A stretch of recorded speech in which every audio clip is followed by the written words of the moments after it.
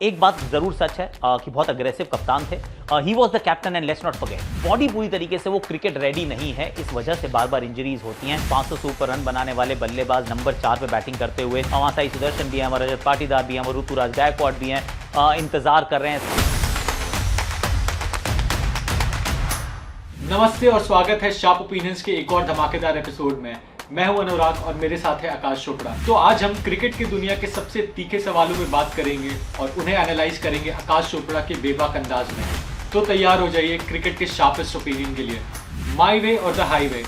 उथप्पा का कोहली के कैप्टनसी पे एक बड़ा कमेंट। क्या कोहली अपने टाइम में काफी रिजिड कैप्टन थे?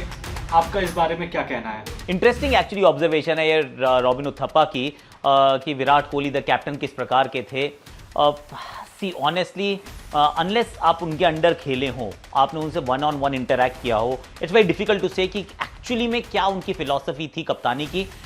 एक बात जरूर सच है कि बहुत अग्रेसिव कप्तान थे। He was the captain and let's not forget कई बार टाइम के साथ आप भूल जाते हैं कि वो कप्तान थे जिन्होंने 5 गेंदबाज खिलाने की वो जिद ठानी हुई थी कि मुझे खिलाने ही हैं, क्योंकि मेरी टीम तभी जीतेगी जब 5 गेंदबाज खेलेंगे।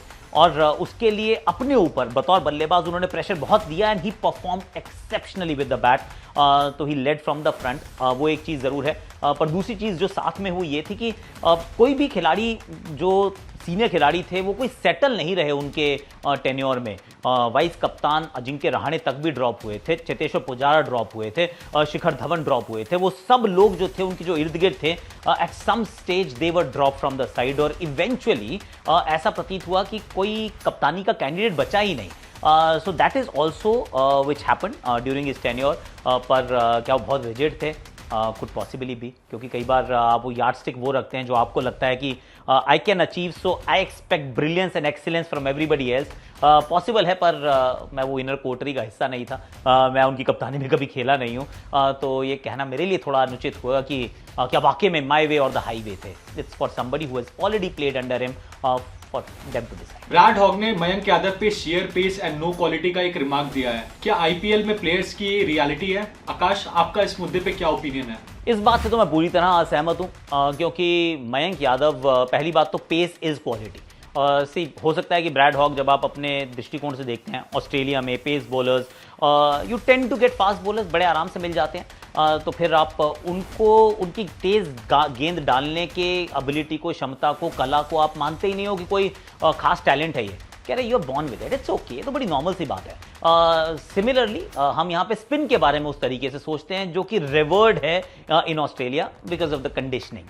पर मयंक यादव अगर 150 के इर्द गिर्द डाल सकते हैं, I think that's skill, that's talent. और जो उनको करना ज़रूरी है वो है अपनी फिटनेस पे काम, क्योंकि बहुत ज़्यादा ब्रेक डाउन हुए हैं, इसमें कोई डाउट नहीं है। और since I know him sort of, जहाँ से वो आते हैं दिल्ली में, ये मुझे पता है कि मेहनती है लड़का, मेहनत बहुत कर रहा है। पर क्योंकि क्रिकेट नहीं खेला है, बॉडी पूरी तरीके से वो क्रिकेट रेडी नहीं है, इस वजह से बार बार इंजरीज होती हैं। एंड नॉट बिकॉज कि उनके पास एक अच्छा सा आईपीएल का कॉन्ट्रैक्ट है या फिर 2 आईपीएल के मैचेस खेले, दोनों में वो प्लेयर ऑफ द मैच बनते हैं, the first player to do so on his debut. पर ब्रैड हॉग की सोच शायद थोड़ी सी अलग, मैं उस बात से पूरी तरह असहमत हूँ। श्रेयस अय्यर जो कि रिसेंटली ओडीआई वर्ल्ड कप और डोमेस्टिक में काफी एक्सेप्शनल परफॉर्म कर रहे हैं, क्या बीसीसीआई उन्हें ओडीआई सेटअप में वापस लेके आएगी या इस केस में कुछ और बातें भी हैं? मेरे विचार में तो श्रेयस अय्यर 100% 11 का हिस्सा होंगे। बात स्क्वाड की है ही नहीं, वो I think it's a given. जिस प्रकार का उनका विश्व कप रहा था, 500 से ऊपर रन बनाने वाले बल्लेबाज नंबर 4 पे बैटिंग करते हुए, I think he was the first Indian to do so in a world cup edition. तो बहुत अच्छा तब खेले थे। उसके बाद ज़रूर थोड़ी सी थी बात कि नहीं खेल रहे हैं डोमेस्टिक क्रिकेट, फिर सेंट्रल कॉन्ट्रैक्ट नहीं मिला, टीम से बाहर हो गए। पर all that is also been put to bed. अब वो लगातार डोमेस्टिक क्रिकेट खेल रहे हैं, वहाँ पे रन्स बना रहे हैं, और मेरे विचार में तो भारतीय ओडीआई टीम के एक इंटेग्रल पार्ट हैं। सो आई थिंक जब हम युवा होते हैं कई बार गलतियाँ करते हैं, फिर गलतियों से सीख जाते हैं। So we don't hold something against a certain player beyond a period of time. तो मेरे विचार में तो श्रेयस अय्यर स्क्वाड में नहीं भैया 11 में खेलेंगे। करुण नायर जो कि विजय हजारे ट्रॉफी में काफी जबरदस्त फॉर्म में दिख रहे हैं, क्या बीसीसीआई को उन्हें एक पोटेंशियल मिडिल ऑर्डर बैटर के रूप में देखना चाहिए? आकाश, आपका क्या राय है?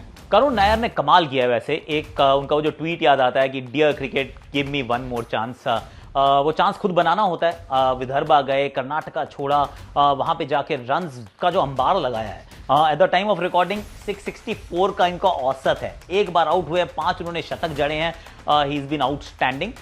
तो जब आप रन बनाते रहेंगे तो I am sure selectors will look at him यार। ये ज़रूरी नहीं है कि कब, it's very difficult to comment, क्योंकि बहुत सारे क्रिकेटर्स हैं। वहाँ साई सुदर्शन भी हैं, वहाँ रजत पाटीदार भी हैं, वो ऋतुराज गायकवाड़ भी हैं, इंतज़ार कर रहे हैं सब अपने अपने मौक़ों का। तो ये कहना कठिन है कि कब देखेंगे, पर क्या देखेंगे आई फील देखना चाहिए, क्योंकि it was a little unfair. जब उन्होंने 300 बनाया उसके बाद रेगुलर चांसेस उनको मिले नहीं और फिर बहुत जल्दी उनको डिस्कार्ड कर दिया गया। So I really hope now that he is making so many runs, selectors will take notice.